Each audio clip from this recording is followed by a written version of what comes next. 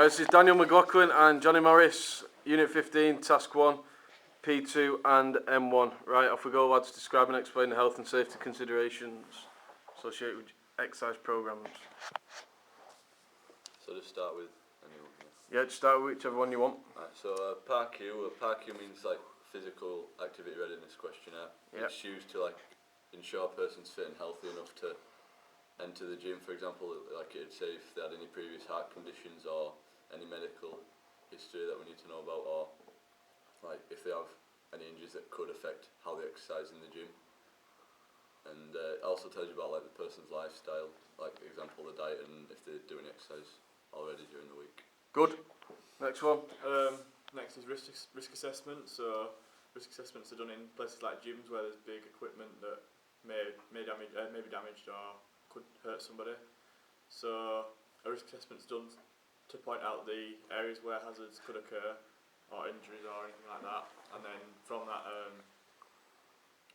they find a preventative measure to get around that. So for example, if there's a wet floor, then a member of staff that go out, clean it up and put a wet floor sign down, kind of thing.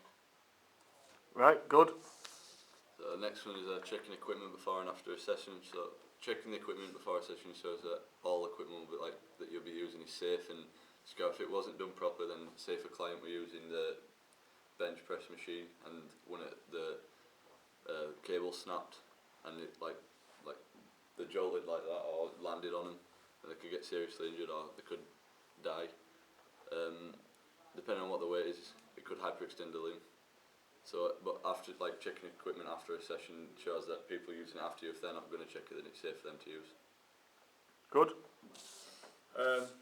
Next is when people are in the gym and they're using a certain type of bottle, like the screw tops might not put it on properly, it could spill water, which is obviously a hazard to people that don't know. They could slip and injure themselves that way. So, a member of staff's notified. So if you spill the water or if you notice water's been spilled, then notify a member of staff so they can ensure that it's all cleaned up and there's no mess left for anyone else to slip on. And then what would you put on the floor? Like a wet floor sign as well. Right, good. Next one. Free weight exercises. It's important that when using the free weights, the person using them is shown the correct technique so they don't injure themselves. Also have a spotter if you're using high weights, in case you start to struggle, they can help you lift the weights up. The many dangers when using free weights. The danger when using free weights, if you're doing the bench press and it starts becoming too heavy and they want a spotter there, you could drop the weights on yourself, really badly injure them. Also, if you were doing bench press again and you dropped it and someone was spotting and you someone stood near and you dropped it on the foot, it could break the toes or break the foot. Right, good. Last one's having a previous injury when you're in the gym. So say you're doing a certain type of exercise and it becomes too heavy and you drop it on yourself, like if you're doing a bench press or a shoulder press and you dropped it and you'd already have a broken clavicle, you could re-break it. Or say you've already pulled a muscle previously and you go to start from where you left off before and you could re-tear that muscle or tear a ligament or any kind of injury that you've had previously, you could redo just by overdoing it on that type of exercise. Right, okay, good. Right, so just tell me the 6 again that you've chosen. PARQ, risk assessment, checking equipment before and after a session, spilt water, free weight exercises and previous injuries. Right, so what else might you have to be careful with the free weights, especially when you're taking weights off? Say it's on a bench press and you're taking the weights off. What might you have to be careful of?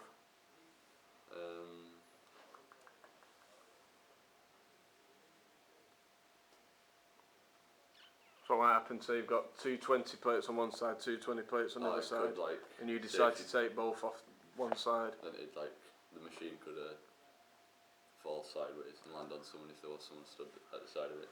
Right, good. Okay, and which of those do you think is the most important to be aware of in the gym? Checking equipment before and after a session. Right, why is that then? If you don't check it, then equipment could break on you while you're using it, or if you don't check it afterwards, you may have damaged it somehow and you could injure somebody else without even knowing. Right, good.